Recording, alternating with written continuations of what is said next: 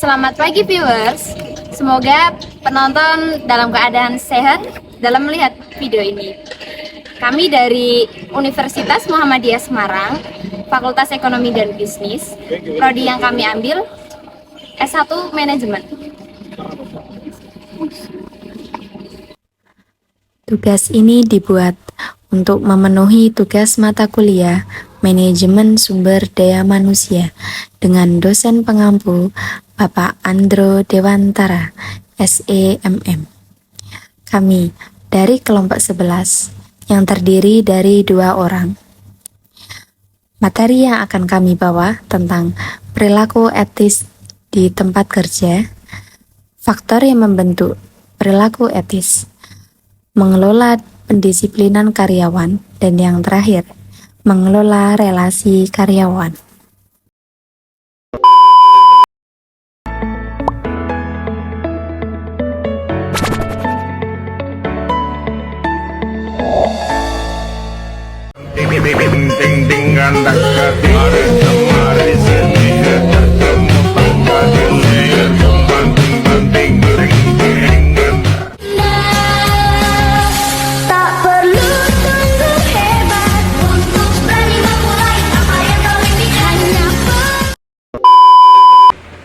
Oke, untuk pokok pembahasan yang akan kita bahas ada 4 pokok pembahasan.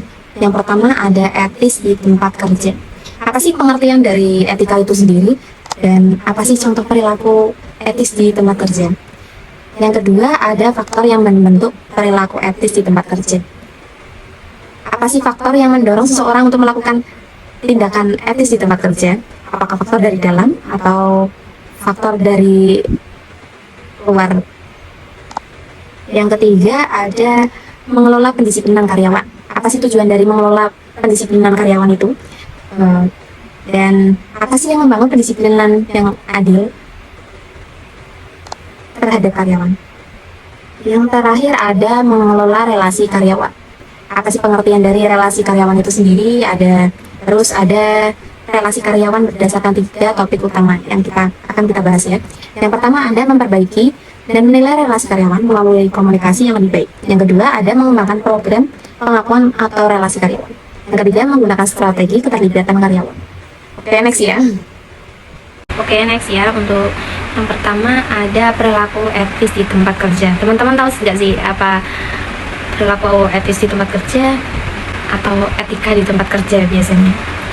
Etika itu sendiri adalah prinsip-prinsip tingkah laku yang mengatur seorang individu atau suatu kelompok yang digunakan orang untuk memutuskan bagaimana tingkah laku mereka seharusnya. Contoh perilaku etis di tempat kerja ada yang pertama ada kejujuran dalam komunikasi.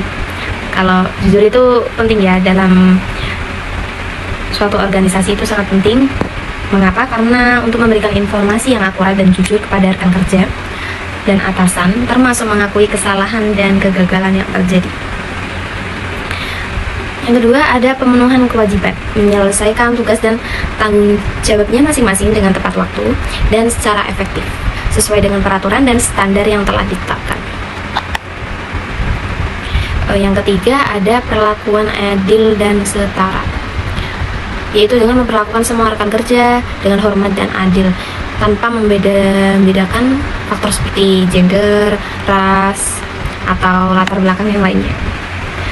Oke, yang keempat ada menghormati privasi dan kerahasiaan, tidak menyebarkan informasi yang sensitif dari perusahaan tanpa izin yang tepat, serta data pribadi rekan kerja juga penting, tidak boleh disebarkan tanpa izin yang bersangkutan.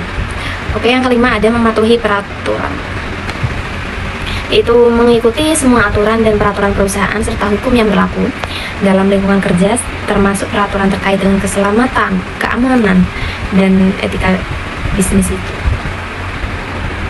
Dengan menerapkan perilaku etis di tempat kerja yang sudah saya sebutkan, dapat menciptakan lingkungan kerja yang profesional, aman, dan beretika.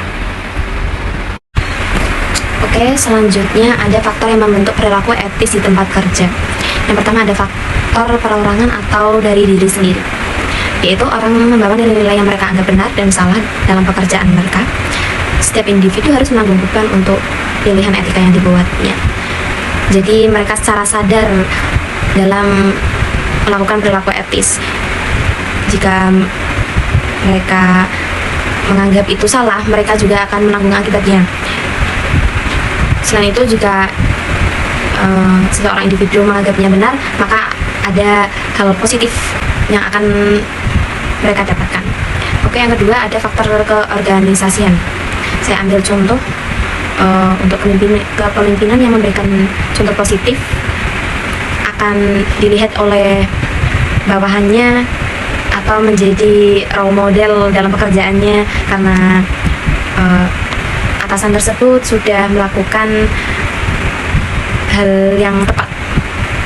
Jadi mendorong karyawan juga akan melakukan tindakan tersebut.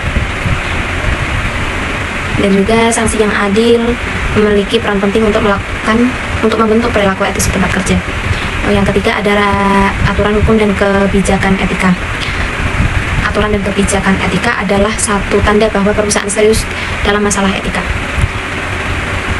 Di sana ada peraturan, jika kita melakukan kesalahan, kita harus menanggung konsekuensinya. Apa itu bisa dipecat atau gimana, sesuai aturan dari perusahaannya itu sendiri.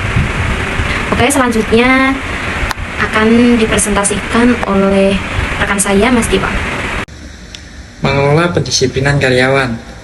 Tujuan dari pendisiplinan adalah untuk mendorong karyawan agar mematuhi peraturan dan regulasi. Pendisiplinan diperlukan ketika karyawan melanggar salah satu peraturan. Akan tetapi, prosesnya harus dipikirkan dengan baik dan adil. Ada 3 pilar untuk mengelola pendisiplinan karyawan. Antara lain, yang pertama, peraturan dan regulasi, 2, sistem hukuman progresif, dan yang terakhir, proses pending. Peraturan dan regulasi. Peraturan dan regulasi disipliner adalah pilar yang pertama.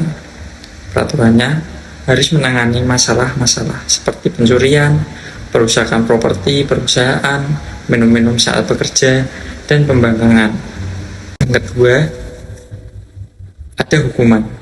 Sistem hukuman progresif adalah pilar kedua dari pendisiplinan yang efektif. Kerasnya hukuman biasanya bergantung pada pelanggaran dan jumlah terjadinya.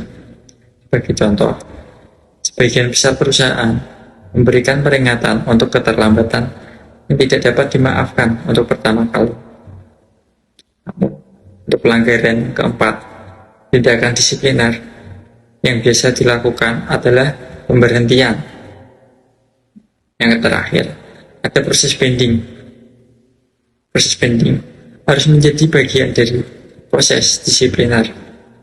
Tujuannya adalah untuk memastikan bahwa penyedia memberikan pendisiplinan secara adil. Mengelola relasi karyawan. Apa itu relasi karyawan? Relasi karyawan adalah aktivitas yang melibatkan pembentukan dan hubungan karyawan, memberi kerja yang berkontribusi pada produktivitas, motivasi, moral, dan pendisiplinan yang memuaskan, dan untuk memelihara lingkungan kerja yang positif, produktif, dan kohesif. Contoh, yang pertama ada program Employee of the Month, mengakui karyawan yang menunjukkan kinerja luar biasa setiap bulan. Yang kedua, ada papan penghargaan, papan di area umum kantor yang memajang nama dan prestasi karyawan yang diakui. Yang ketiga, survei kepuasan karyawan, menggunakan survei untuk mengumpulkan umpan balik tentang program pengakuan dan menilai kepuasan karyawan secara keseluruhan. Dengan mengikuti langkah-langkah di atas, perusahaan dapat mengembangkan program pengakuan dan relasi karyawan yang efektif, sehingga menciptakan lingkungan kerja yang positif dan produktif.